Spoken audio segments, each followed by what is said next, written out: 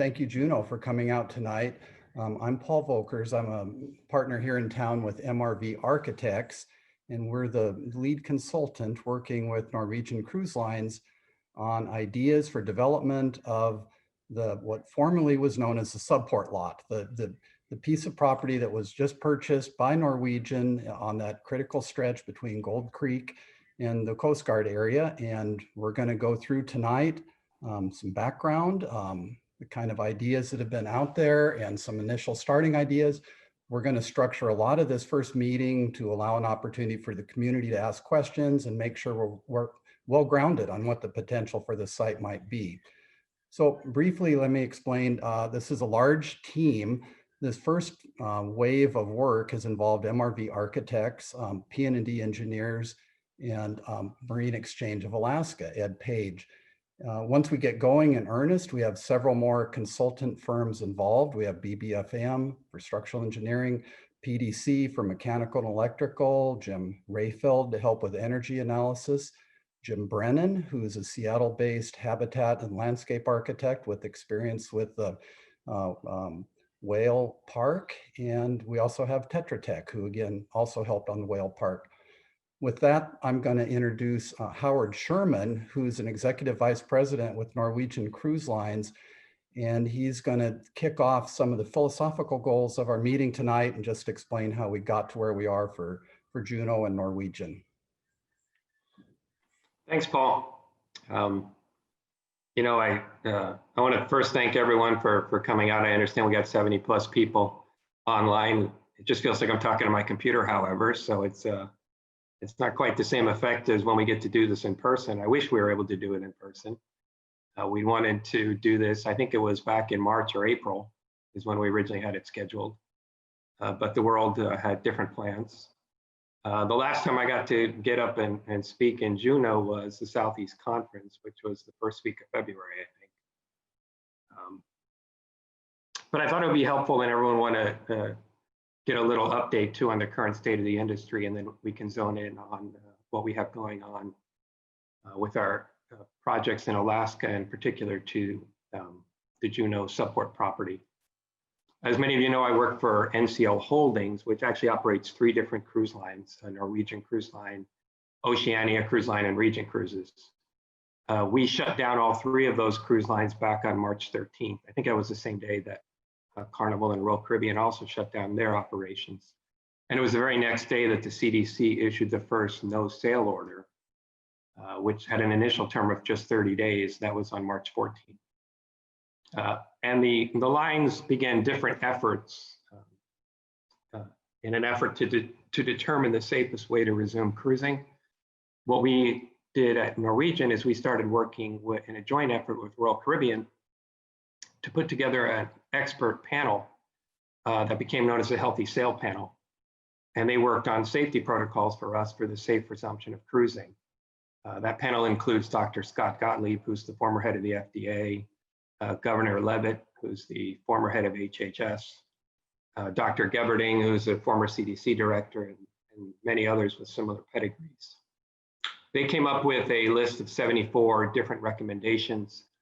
Many of the things you'd expect to see on the list, most notably things like testing every passenger, requiring that they be negative for COVID before they board the cruise, requiring masks, social distancing, reduced occupancies, enhanced cleaning protocols, enhanced HVAC systems, enhanced onboard medical facilities, a way to evacuate people, all the type of things you'd expect. And those are out there publicly if you haven't seen them already, and if you have any interest, you can just look them up. Those came out, I don't know, 6 weeks ago or so. In the interim, the CDC shutdown had been extended multiple times from its initial 30 days. It finally expired for the final time at the end of October. And they replaced it with a framework for conditional sailing order. And what that means is they've set up a process whereby the cruise lines can begin engaging in dialogue with the CDC about their protocols and about how the safe resumption of cruising might occur. And that will be different for each cruise line. It'll be different for each ship within a cruise line, because each ship can be quite different from another ship. And so each ship might require different protocols. So we've been engaging in a constructive dialogue with CDC about the best way to resume cruising and about how it can resume, but it will be a phased in ship by ship approach. So that is, I think it's good news that we're on a path to resume cruising in terms of a approval process, a formal approval process with the government. I would say that right now, in any case, and throughout this pandemic, we at NCL wouldn't be cruising, even if the whole world were rolling out the red carpet. The current prevalence of the virus is simply too high in the US, Europe, around the world. We've seen it's kind of a best of times, worst of times right now, because it's kind of the worst time for the pandemic, and from what we understand and what we hear, it'll probably get worse before it gets better. December is likely to be worse than November. But at the same time, in the past week, there's been a lot of news coming out about 2 extraordinarily effective vaccines that can begin to be deployed as early as next month. And then every month thereafter, the ramp up of the distribution of these vaccines will get higher and higher, such that I had read, and I don't know if it's going to be the case, that basically for anyone in the US, if you want to get vaccinated by April, you'll have the opportunity to do so. So I think it's reasonable to expect that as we look forward, December will be worse than November, but then January will be better than December, and every month thereafter will quickly get better as well. I heard Scott Gottlieb say on the TV yesterday that this could effectively be over during 2021. So that'd be very good news if that ends up being true. So that's kind of where we are from an overall cruise operations perspective. From a development perspective, we believe strongly at NCL that we always need to be building for the future. And we don't really like, we've been forced to play more defense than we like to, but we don't really like playing defense so much. We'd rather be out there actively building on where we think the future will require us to be. And what that has meant for us most recently is we've been building in Alaska, right? So we have a project going on in Ward Cove, and that's continued straight through, and that will be ready for the Alaska season, for the 2021 Alaska season. Icy Strait Point construction has also continued uninterrupted. The pier is complete. One of the 2 gondolas is complete. The other is under construction. We also closed on the property in Juneau, which Paul mentioned when he started. So we are the proud owners of the Subport property. And I'm sure that the $20 million we paid for it is already being put to excellent use by the Alaska Mental Health Trust Fund and the fine work that they do. So yeah, as Paul mentioned, and he introduced the team on the property, once we won the bid last September, from there, straight through till a meeting earlier today, we've been talking to a lot of different people in Juneau, basically anyone that would talk to us, I think. Local architects, engineers, designers, political and community leaders, government officials, and a lot of interested citizens at some of these forums have come up to me and talked. And we came up with what I would call tentative ideas for the site. And there are fantastic ideas and fantastic drawings from some immensely talented and passionate people that we've had the pleasure of working with. But I would emphasize strongly that none of these ideas are set in stone. My idea going into it was that we don't have at Norwegian much in the way of needs, property utilization needs for the uplands portion of the site. And so that gives us a lot of flexibility to try to utilize the site in the way that makes the most sense for Juneau and in the way that will be most beneficial as a long-term asset for the city of Juneau. So a lot of the ideas you've heard before, if you've been at any of these other speeches that I've given, but and there'll be a slide more about it later, but just to repeat some of them, we want to continue the seawalk. That's kind of a linchpin property, and we see the seawalk going the whole length of the water there. It's very important for us, not just here, but in all of our projects that we're involved with in new construction right now, that we put shore power in. That's going to be the wave of the future. I know one of the early concerns, I want to make sure we address it, was we wanted to ensure that the pier would be built perpendicular to the shore, so it wouldn't block the views as much as possible. We're not looking to increase our NCL cruise traffic there. And so any pier that we'd be building, we'd only be looking for cruise ships to be accommodated on one side of the pier, and then possibly NOAA and/or Coast Guard on the other side of the pier, as we came to understand that their existing pier is in some disrepair. And, so there is need for additional dock space there. A small boat harbor, either on the site or adjacent to the site. A large amount of green space, right? As you walk down there, that's not something that you find, and we'd like somewhere that the community could just, sit down and look at the water if they want to, or have a picnic or anything else, have a gathering. We want local retail and restaurants. We don't want the big chains that are coming in that are bringing in seasonal employees. We'd prefer to work with local residents and support local businesses there. We want it to be pedestrian and bike friendly.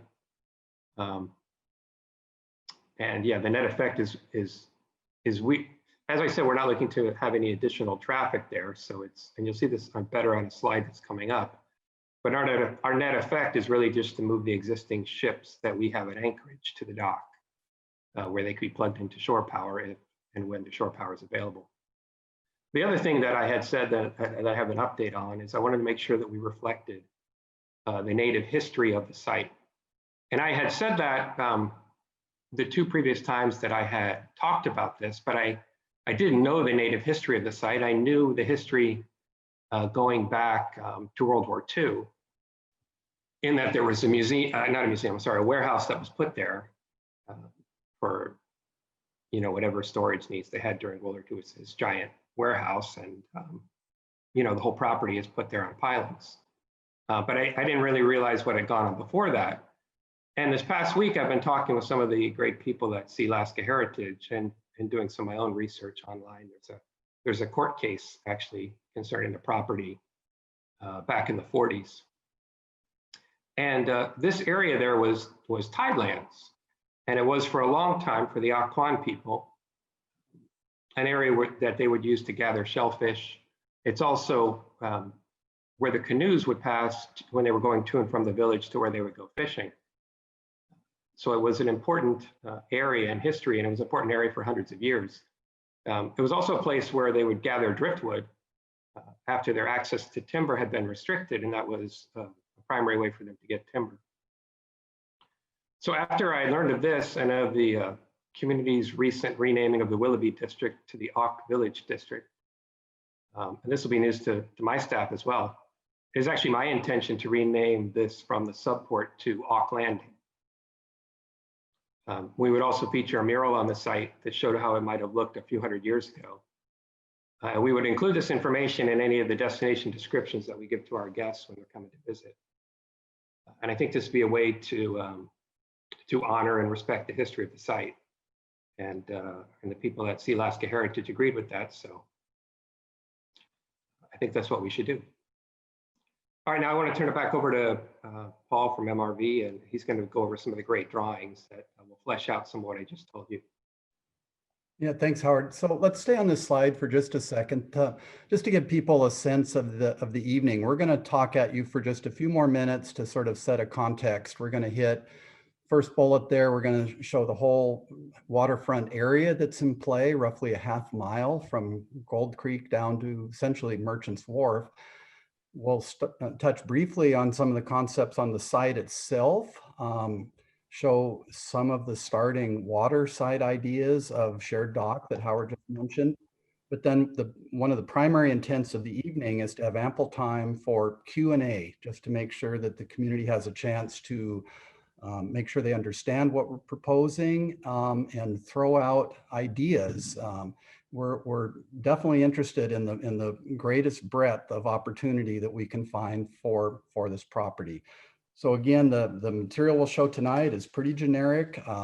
It's no mystery. We have done some additional sketches and ideas. It's a fascinating opportunity, but we want to weigh that with what the community itself comes back to us as being opportunities for this site. So that's what we're going to hit tonight. So Zane, maybe next slide.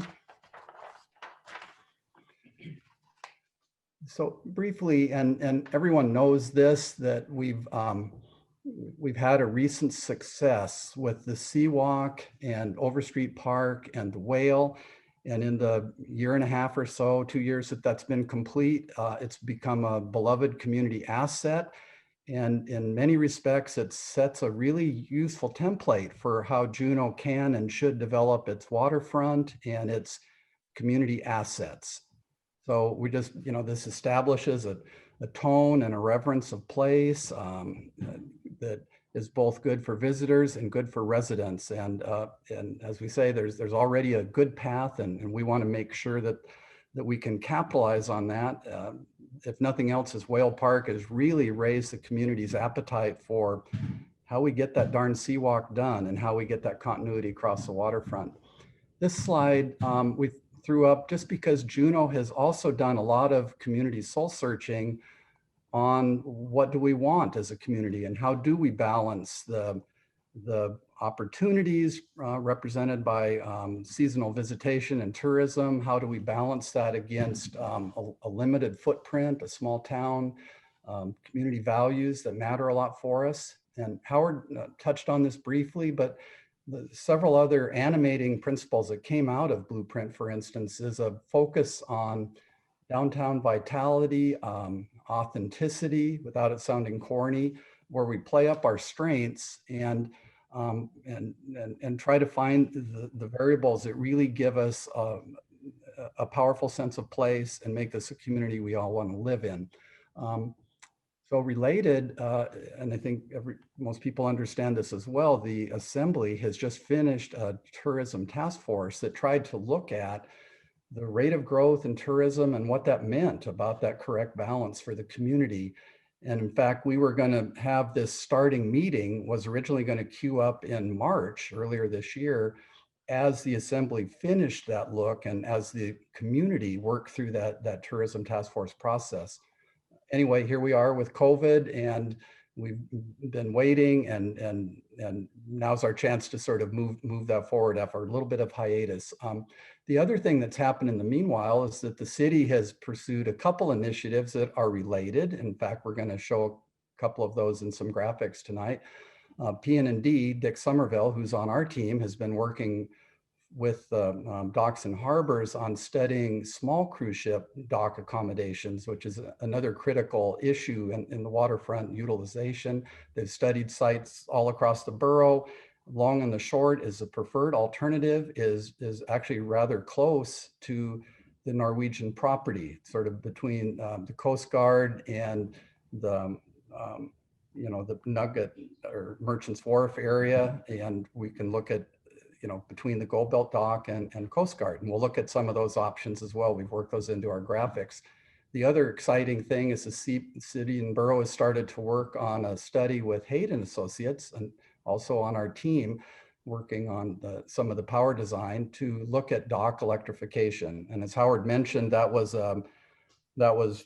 first day through the door, something that Norwegian wanted to look at. And I think the city is hearing that from many sides, and Juneau has been in the forefront of some of these opportunities with dock electrification and going all in and sort of studying how we do that across the waterfront.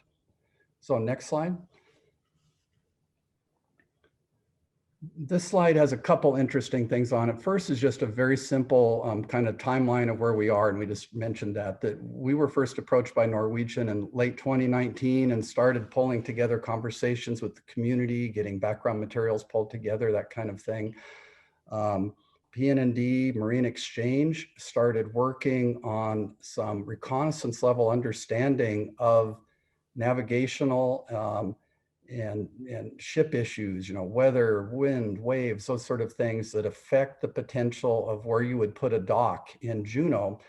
And this particular graphic is one of those put together by Ed from Marine Exchange, and it basically records the large cruise ship movement in 2019, and red is where the cruise ship is going very slowly, yellow is where it's coming in fast, and you can see that sort of rat's nest in the middle of the harbor. That's where ships in the past have tied up, where if there's a fifth cruise ship in town, and most busy days do have a fifth cruise ship, it was at anchor or had to lighter in from that point. the proposed NCL dock, and we have plenty of backup, and we can get into whatever level of detail with Dick and Ed that people want through the Q&A process, ended up finding that just a simple straight extension of Whittier represented that sweet spot of reasonable weather protection. It did not impinge negatively on the routes in and out of the other ships and the other docks that are in town. And so that was our proposal. That right now, at least for initial studies, we're saying this is the right place for a dock. And Howard touched on this. It's a zero-sum game. So what that means is that what used to be lighter traffic now just simply ties up at the NCL dock or one of the other docks. And the interior of the NCL dock, as we've discussed it now, would then be shared with Coast Guard control, likely on the interior side. So, and the third bullet there, again, and Howard mentioned this, we've been trying to do some initial talking with community members, with CBJ departments, background materials, just trying to get a sense of the sentiment of the town and try to understand what our opportunities would be. And then that culminates with our first community meeting where we can start to share those ideas and get some feedback. So Howard mentioned many of these, but we thought it was useful just to have a slide that put down many of these broad planning goals that both the community, we believe, brings to this design opportunity and many goals that Norwegian themselves bring to this as well.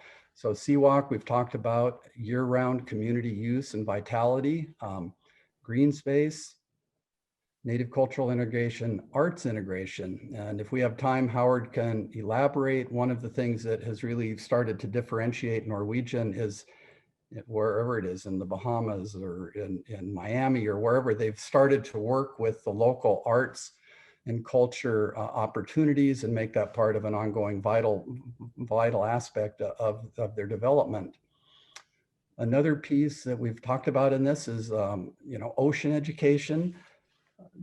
Many of Juneau people are going to be familiar with conversations on the Alaska Ocean Center. That was a nonprofit here in town that got established about 5 years ago, and with the sole point of trying to establish an interpretive center on the waterfront. And the Ocean Center has had its eye on this particular site for a long time.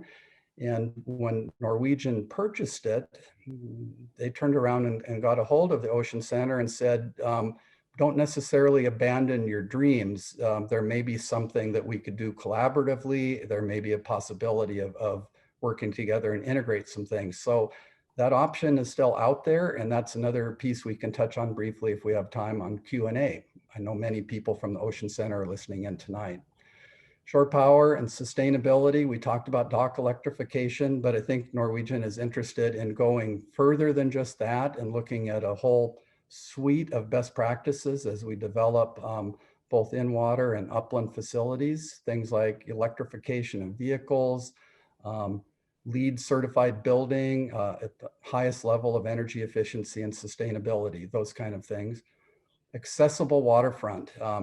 This has come up over and over as a local priority. People want to be able to get to and experience their water,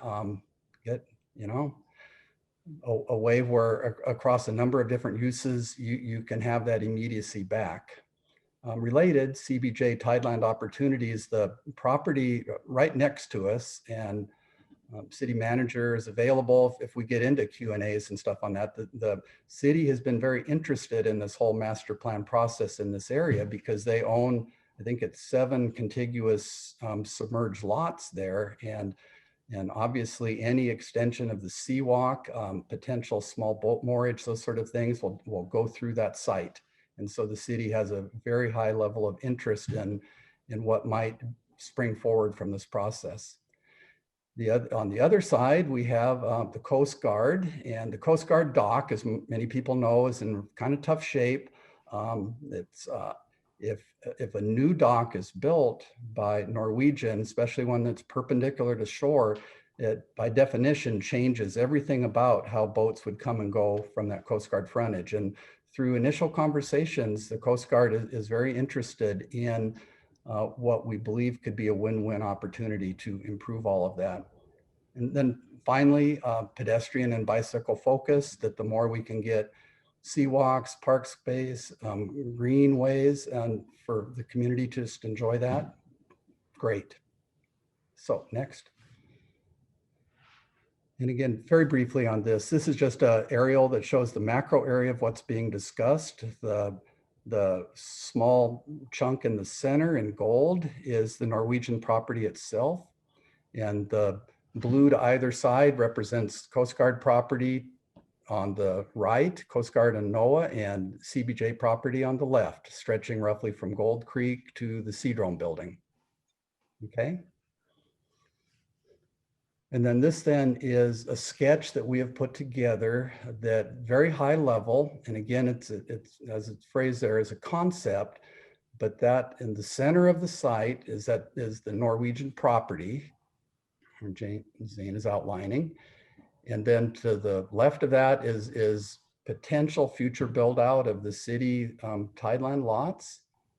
And then changes to the right of the property that basically have captured almost in total some of the suggestions that Mr. Somerville and PN&D have just recently presented to the Harbor Board as their preferred option for small boat harbor and stuff to the left there.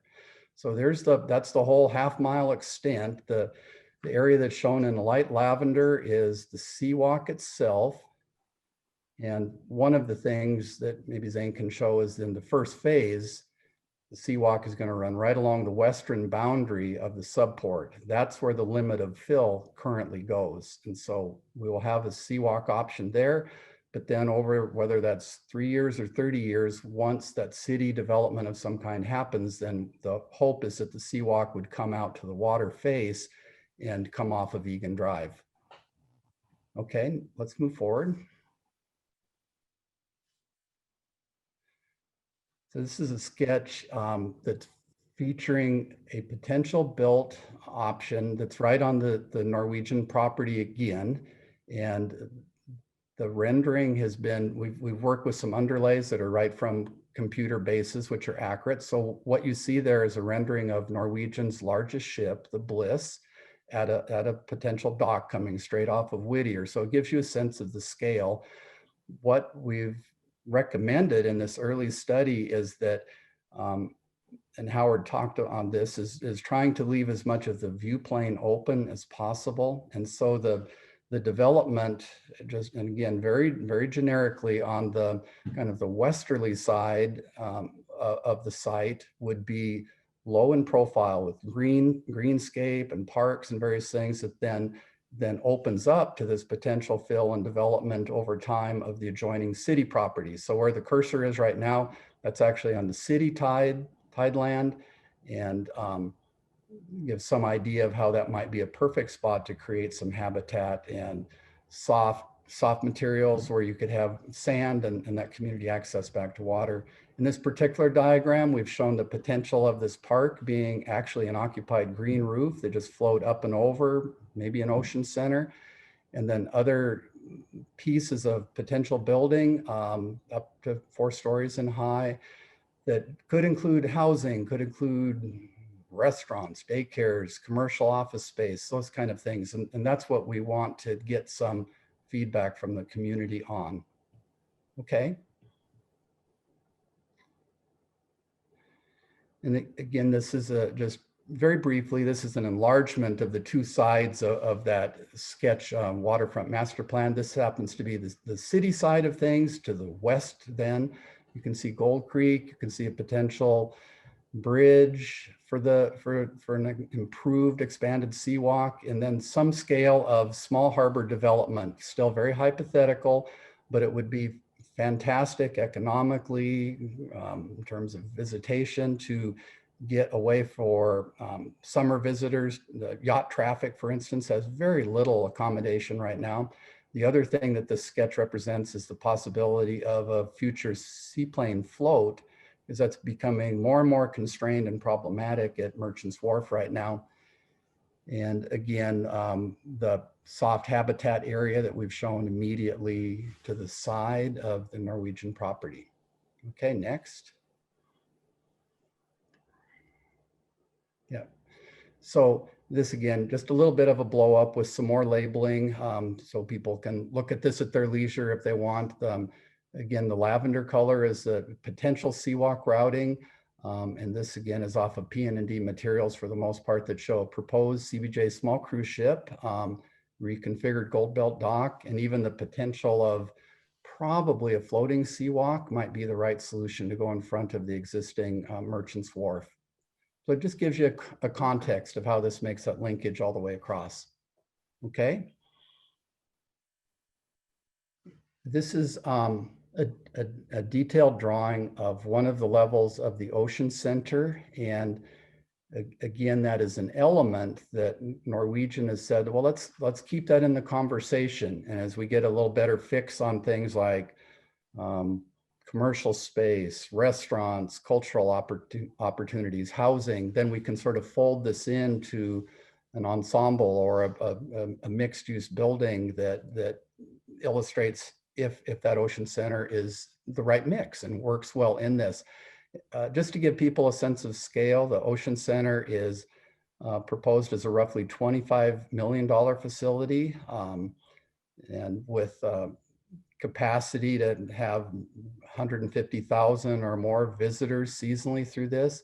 Again, the idea would be to make it year round with a summer focus obviously on visitors, but then the rest of the year focused on youth education, community aspects. You can see that there's a theater represented in there, so lots of potential for mixing with community and artistic and cultural opportunity with the theater. Okay. And then our final sketch, and I'll turn this back over to Howard a little bit, is just another quick, loose representation looking from the west to the east. So you can see ideas of the city fill and just a relatively modest scale, no more than 4 stories on the NCL property, and the cruise ships beyond at scale. And anyway, we hope that creates at least a template for people to understand the scale of things. Let me hit a couple of these real quickly. So MRV has a website, mrvarchitects.com, has a very obvious bar that will take you to the Norwegian project. And in that area, you're going to find the recording from tonight's meeting, the PowerPoint materials will all be there, backup materials will be there. And Howard referenced the return to safe sailing with the 74 points. We have that saved there. So it will gradually be populated with more and more materials as we go through this process. We are proposing to keep the meeting frequency pretty crisp here. So we're thinking right now that look positive to have a December 2nd and a December 28th meeting. And MRV again is poised to, based on some of the feedback we get and conversations with Norwegian and our design team, to sort of dive into creating a little more comprehensive conceptual designs through the end of 2020 and into the early part of 2021. And if things continue to go well and we continue to make rapid progress, there's a potential of being able to take fairly mature drawings to the CBJ for approvals of basic directions by maybe June of this next year. The other thing I wanted to hit, and then give Howard a moment for some closing comments, is we have a questionnaire that is posted on our website now, and that's active. It's just a simple one-pager, and it gives a lot of opportunities for some quick top of mind feedback, suggestions on uses that we might not have thought of. What can we do to make this better? What sort of things do we need to be careful of, et cetera. So hopefully you'll have fun with that survey, and trust us, we will definitely use the survey to create a data-driven community response, and hope to make that transparent and open to everybody. So with that, Howard, do you have any other closing thoughts? And then we can try to wend our way through Q&A. Yeah, well, as part of that too, I was answering some of the questions as we were going on, but I was having a hard time following along while I was answering some of the questions. So, and there's some excellent questions on there, and I thought we could have just addressed some of them. A couple of them had to do with the traffic flow of buses, you know, and how would that work? And I know you had some good work done on that. You know, would they be waiting to make a left turn there, you know, when they're coming back out? So let me, yeah, maybe Zane, let's pause on that slide for a second, and I'll start that. Yes, in this sketch of the site, you will notice a conspicuous absence of vehicles. You don't see cars, you don't see buses, and bluntly, it's a big ship, and there's a lot of logistical needs. And so what we have proposed and we have tested conceptually to see if it's reasonable or not is putting the parking underground for both vehicles, both passenger vehicles and buses. And that's a major commitment on NCL's part, but frankly, it's the only way that you're going to be able to create greenscape and pedestrian amenities and some of these other smaller scale building features and still handle the logistical needs of the dock. So the assumption is that a lot of parking will be underground. And Zane with his cursor was just showing that the other thing that's interesting and critical about the NCL lot is that it likely provides the only realistic and practical vehicular access to the CBJ tidelands as those are developed over time. DOT is not interested in creating another intersection between Whittier and Gold Creek. So that puts another burden on development of the NCL property. If they want to be a good neighbor, you have to at least consider the potential of, that's called Heat Street there, have a potential extension of Heat Street to serve traffic as the city develops. And again, we believe it can be accomplished. Whittier itself is actually a beautiful spot to have the terminus traffic that you need to support a dock like this, because unlike most of the development where buses are trying to maneuver in South Franklin or further down to the rock dump, there really is the scale to have buses queue up for left turn lanes and be able to take a left and get out of town. So you got multiple lanes. You have a lane in and then 2 lanes out for both right lane, right turn and left turn. The other thing that we've shown right tight, close as practical to the dock face is the potential for a circulator. That's a roughly 100-foot turning radius diameter. And we believe at a planning level that that's virtually a certainty that over time Juneau will develop a circulator as a way to both relieve congestion on South Franklin, but also as a way to promote really valuable cross-town connections that go between really important business development and all, you know, the full build out that's occurred on South Franklin, and then the emerging facilities in the Ock Village district, like the State Library, Museum, Archive, the Jack Centennial Hall is going to be going through some revitalization. So this is definitely an emergent part of town. Many people view this as the sort of the arts district or the arts and culture district. So there's going to be a lot of complements that a circulator will help. So it's a long-winded answer to where are the buses? Yeah. Someone else had an excellent question here, and I say it's excellent because I had the same question for you some months ago. Are we going to get flooding into the garage because it might be below the water line? So how that would happen is the elevation of the garage is going to be down at, 18 or something. So anyway, not to get too down in the weeds, you're going to go down somewhat from the street level now. The street level now is elevation 27, and you're going to go down 9 feet or something with a ramp either way. And so there will definitely be engineering mechanisms that will be necessary, but the road will dip down from either end, and then there will be water catchment systems. Should there ever be a 50-year storm or something that gets higher than that street level at 27, there'll be ways to pick that up. But again, we have looked at, is there enough length to sort of ramp down gently, get down into the garage, and then ramp back up? So the answer is, with care and engineering, it can be done, but it's not simple. Yeah.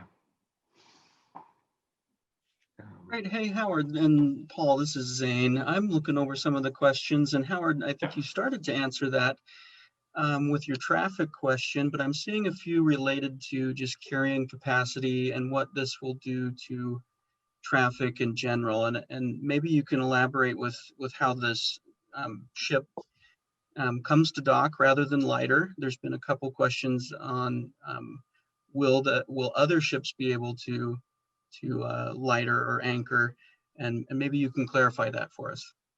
Yeah, so the only thing I can really answer for is what are we going to do with our ships, at in terms of our ships that visit Alaska, and what are we going to do at the Subport, now called Auk Landing.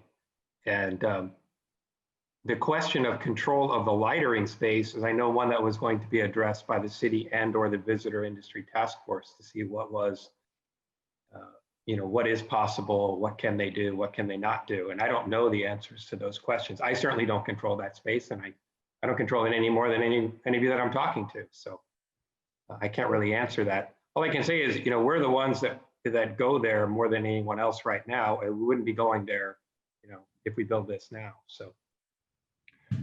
We might, let's pull in Dick and Ed on this, because there are physical limits to the carrying capacity of the harbor. And I believe that the analysis has shown that if this dock is built, then there isn't the potential for like a 6th cruise ship to be at anchor or lightering in from the middle of the harbor, that the geometry just is not there to make that a potential. So Dick or Ed, do you want one of you jump in on that, please?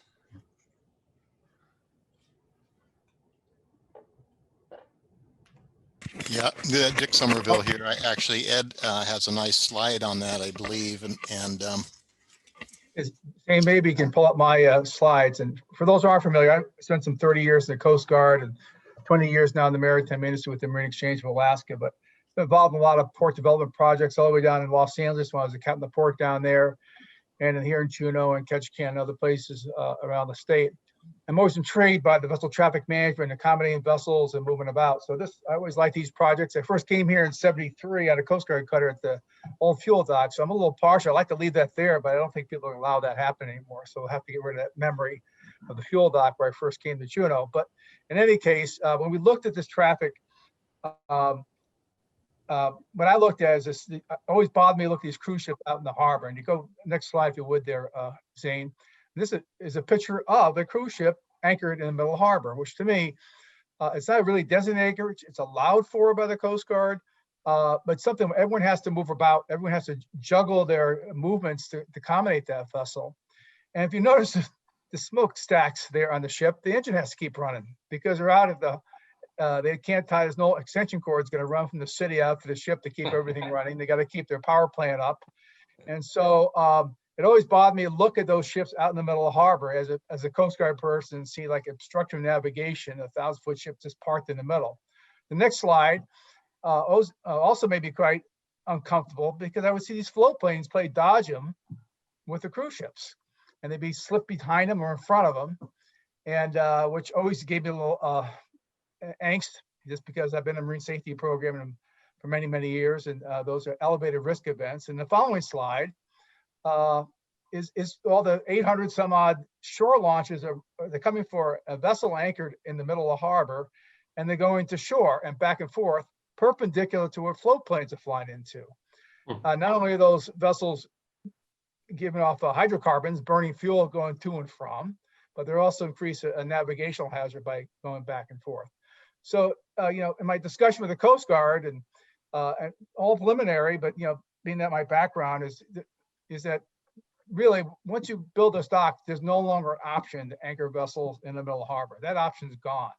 We came up with a better option. An option allows vessels to come to the dock, not run shore launches back and forth, not interfere with navigation, not keep their engines running the whole time, but instead be tied up to a dock where it's secure and less negative impacts. So we also looked at the next slide, just kind of show how we can still bring ships in and out, and they have been in the past with that dock in place. Less of a concern with that dock than there is parking big ship in the middle of the harbor, which we've been doing for some time. So that's kind of the assessment. What I see is that there won't be vessels anchored in the middle anymore. They just can't be accommodated. A safer, more environmentally responsible way has been addressed by bringing them to a dock. And that's kind of my overview of that. Oh, that's fantastic. I know someone else had asked about, and this might be a good place to address it. What would be the effect on the navigation of small boats? Well, being that I run boats all the time, I think I got 16 boats. I guess I can speak about that. Obsessive, perhaps. Not at all. There's no impact at all on small boats. And I think that, you know, the bigger concern is being a small boat is trying to dodge aircraft. They're trying to dodge cruise ships, you know, in the middle. So that kind of compresses the area. And so I was very mindful of the aircraft because they're trying to avoid anchored vessels. So it's a less hazard. And this is not really an area that small boats go back and forth anyway. They're going right down the channel as opposed to along the shoreline. So that really would not be a concern.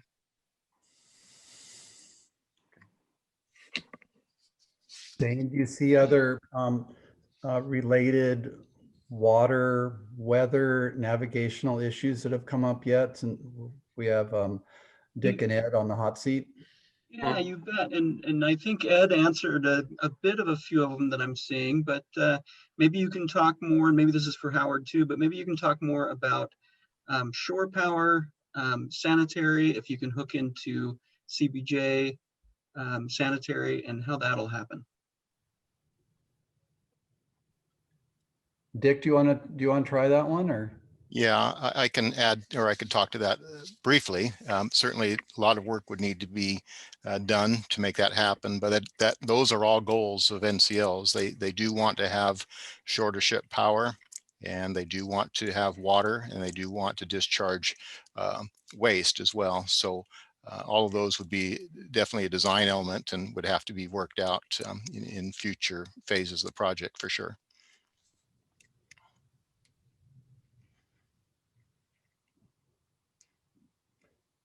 Howard, were there anything else on that one that in terms of just carrying capacity? I'm not sure if there was another part of the question or not.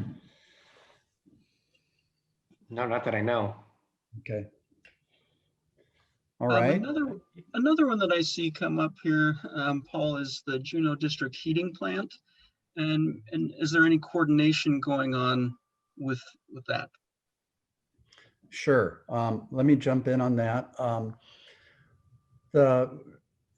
Again, we touched on the sustainability goals of anything that's built there. And one of the early and exciting conversations, and Zane, maybe you can show where the district heating property is just immediately right to the right of Norwegian's new property. And Duff Mitchell and others involved with that have been working for years to try to get something at scale that takes large volumes of seawater out, extracts heat, and pumps heated water around for heating in this downtown core of Juneau.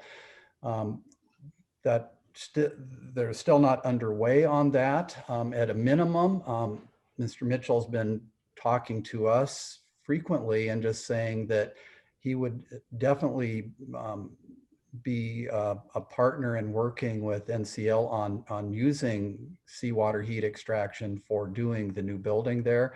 And that might be a first increment or kind of a pilot project for a broader district heating goal.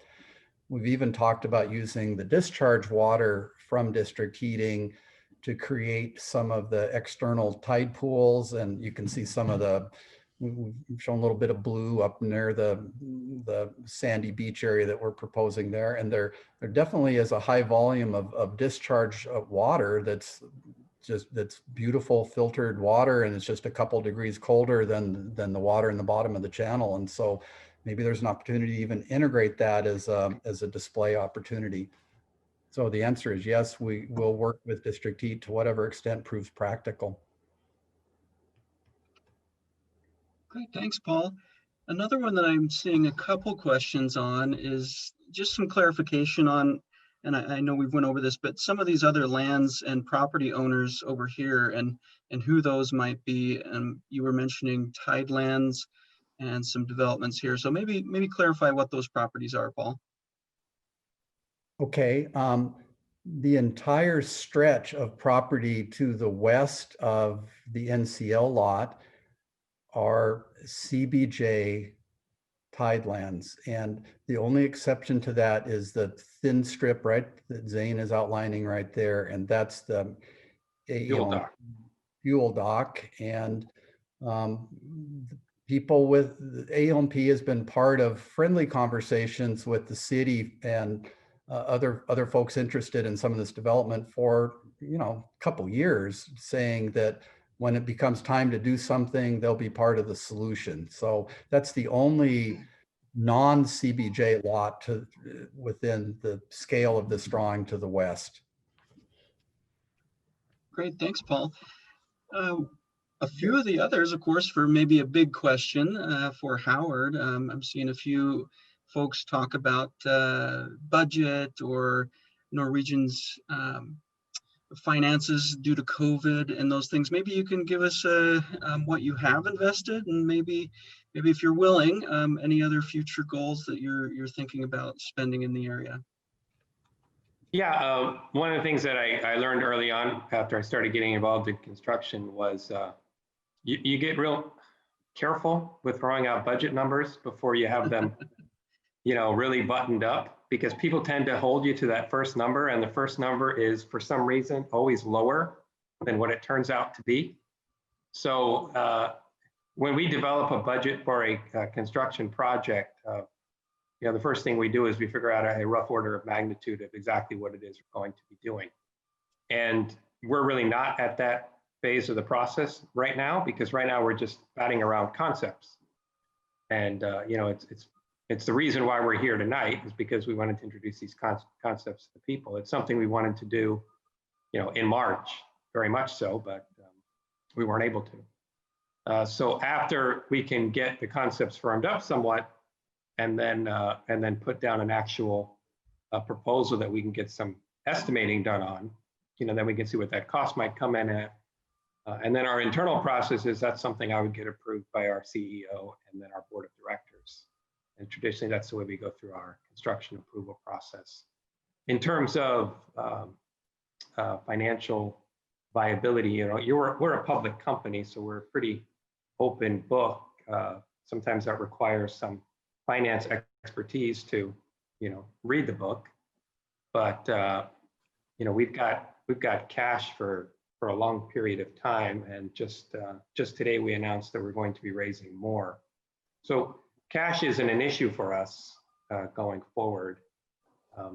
Budgets on all of our projects are always an issue, because my budget nowhere has ever been unlimited and never will be. But at least to this point, no one has come to me and said, hey, we need to stop building here or there or wherever. In fact, they said quite the opposite, is we need to keep building. Great, well, thanks. That's exciting to hear. I know that's always a tough one to answer, so I think you fielded it well. A couple others are related to sustainability, some stormwater management type questions, some when you're at dock, is there, I think you answered a little bit with shore power and discharge, but can you maybe expand a little more on sustainability related questions? I don't know if that's a Howard question kind of philosophically, or for the design team in terms of some of the implementation, but maybe Howard, I'll start. I mean, one of the things that, again, we've been asked to look at beyond just dock electrification is the provisions for electric vehicles, both in just passenger cars, as well as the potential even to imagine an electrified bus fleet. So Norwegian's not going to buy Juneau an electric bus fleet, but we're going to work in the capacity to support electric buses so that there isn't an impediment to that kind of feature moving forward. In terms of the building itself, we definitely expect that we will, again, use best practices for sustainability and high efficiency, high energy savings in the process. And MRV has done, you know, for instance, the Walter Soboleff building in downtown Juneau got LEED Gold, which is a pretty high level of sustainability. There's been conversation that the facilities here, especially like an Ocean Center component, might try to even hit a higher level of sustainability metric, but that's still just conversation until, like Howard said, that budgets and realism over what's possible can be a little better envisioned. But I think the mark is going to be very high. It's very high as practical. I tell you also that we're just finishing up our cruise terminal in Miami right now, and I'd say it's 98% done. It's really just the final finishing work going on inside and some of the nicer interiors. And we're also going for LEED Gold, and we believe we'll get it in that terminal building, which would be the first terminal building in the world that will get LEED Gold. So, that shows you our level of commitment towards sustainability in our buildings.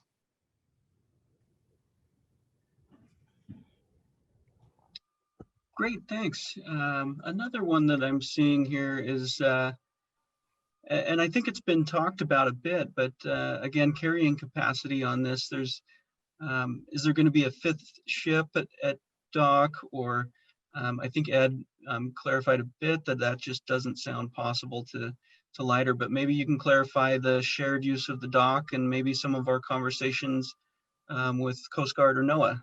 And maybe that's a question for both Ed and Howard. You go ahead, Ed, if you like. Well, I guess to start by saying that you got the AJ dock, you got the Franklin dock, the two port docks, and this will be the fifth dock. So if you say there's going to be a fifth dock, there is a fifth dock, is what I have, in lieu of that fifth dock is taking the place of the anchorage. And if you got a 1,000-foot vessel in anchorage, you just, on top of this, you're not going to have room to bring ships in and out. It's just, you're really blocking up navigation. That's something where the Corps of Engineers say you just shut off the navigational capability, and they can consult with the Coast Guard on those issues, and I'm sure they will agree with that. So I know that occasionally they may have a smaller vessel anchored in the port. It's usually on the other side, on the west side of the harbor, if you will, the port area, and that be accommodated. But then the small cruise ship task force is really looking at smaller vessels to accommodate them at a dock also, so you don't put these plugs in there, et cetera. And plus, it's much safer and more efficient way of moving vessels and taking advantage of them coming to the pier versus being moored offshore and spinning around on a hook or what have you. So, so I think this is really basically provides the same number of ships, but in a much more safer, environmentally responsible way, as far as that, plug into shore power versus running their engines and running small boats back and forth, lighters, if you will, taking passengers back and forth ashore. So I think hopefully that kind of covers that question. And maybe I can wade in just to reiterate a couple points that have been made in passing. So I think that basic math is correct, Ed, from what I'm understanding, and that it's basically you have a maximum at one moment capacity of 5 large cruise ships in downtown harbor, and that's not going to change. It's just the issue is whether one of them lighters in or the new one, or you tie up at the new dock. And so at least in a very general level, that means it's sort of a zero-sum game, that there aren't significant changes in the number of people count coming to town. Just to follow up on Ed's point a little more, I think you can make a really strong argument that we're going to be able to handle the logistical and upland impact of that number of people much more gracefully with this new situation, because as we talked earlier, the buses would be, the buses and vehicles and all the tours and stuff would be able to disembark from this west end of town rather than from the South Franklin. And South Franklin, as we all know, is reaching a limit of carrying capacity, and many tour operators are right now complaining that much of their time is lost just in the mechanics of moving through traffic. And so we think that this new dock with its much better, simpler logistical connection to Egan, potentially coupled with a circulator, is going to make a significant improvement in how all the upland movement and the logistical support of these 5 cruise ships in town at one point, how that's handled. Great, thanks. We are coming up on 7:30 here, so we did say this meeting would be an hour, but maybe I've got a couple more questions for you before we wrap up, and then we'll try to also answer some of these questions in the chat box if we can. But we've got one here that's asking about, and you'd mentioned a little bit, Howard, on relationships with local Native organizations, and maybe you can share, if you're willing, who you've reached out to and what folks you're hoping to build relationships with. Well, and I would say we're just at the very beginning of that process, and we had identified one of our early goals to be Native cultural integration on the site, and we've spoken to Sealaska Heritage, and we talked about the history of the site, and just in terms of figuring out its place in the history of the community, the site, and then how that would impact on the name, for instance. So that's just one element, the name. But there are other elements, certainly in the property, rather than just the name. I know one of the things that the city has discussed also is a series of totem poles along the seawalk. That's something we'd want to be in discussions with as well. We want appropriate signage, that'll depict whatever is relevant historically to that area and to that site. Whether there's a retail opportunity as well, that's something I'd certainly want to explore and discuss. And we're really open to talking to anyone, native or non-native citizens of Juneau, about opportunities for the site. So I would say we're just at the beginning of that process, and we're very open-minded. I might, if I can add one little follow on, he didn't have the chance for a speaking role tonight, but Jim Brennan from J. Brennan Landscape Architects, who worked again on Overstreet Park, and the whale part of the Seawalk, has a particular expertise in shoreside restoration, including sort of cultural restoration, and has had a lot of work, particularly in Oregon and Washington, working with tribal entities on essentially reclaiming sovereign lands or like reestablishing watersheds and that sort of thing on damaged coastal areas. And so I'm not saying this is an exact model of that, but we have a pretty good skill set to maybe look at some of that if we do get a chance to work in habitat and culturally influenced development. That Mr. Brennan is going to be a good asset in that conversation. Great, thanks. Let's make this the last question, and then we'll try to answer some of these, like I say, in the chat box, just typing them in. But this one hopefully captures a few, and that's of course from locals. But maybe Paul, you can talk to it, and maybe Howard as well. There's some questions about local access to the water, whether that's fishermen going out, recreational, even maybe some commercial fishermen selling fish at docks. Is there any plans for access to the water and letting locals use this site? Well, let me start just a little bit on just some of the realities and the geometry. So the Norwegian new property is about 300 feet in length across the frontage.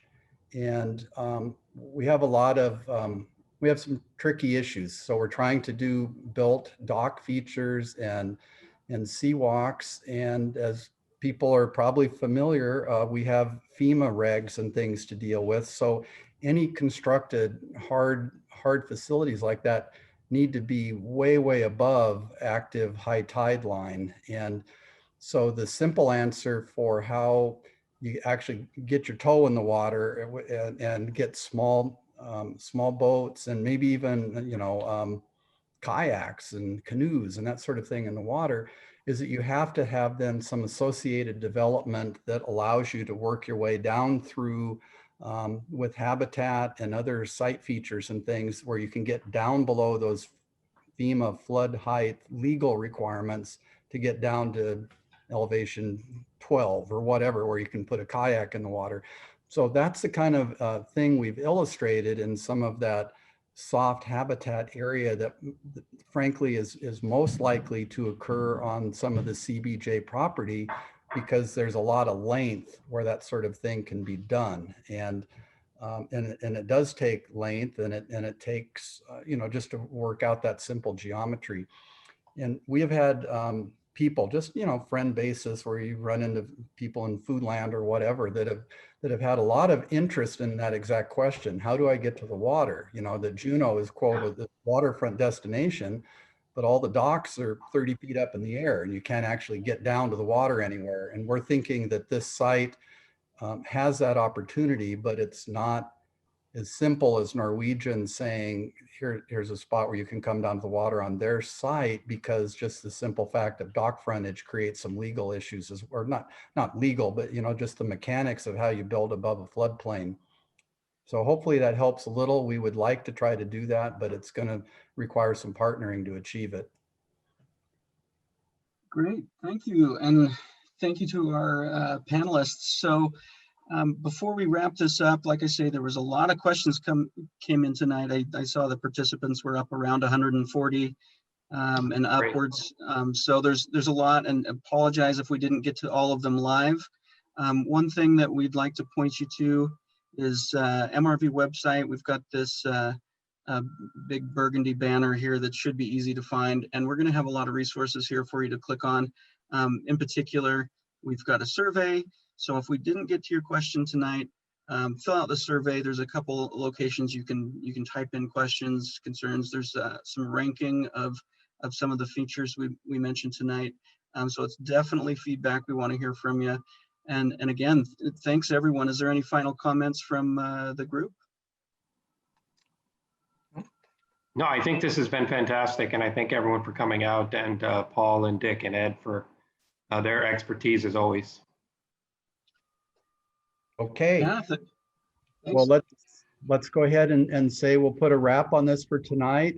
And again, we will proceed toward the next public meeting on December 2nd. And again, we will have through various digital media and things, we'll make sure that the community knows that's coming, and we'll follow and improve on this start. So thank you everyone, and good night.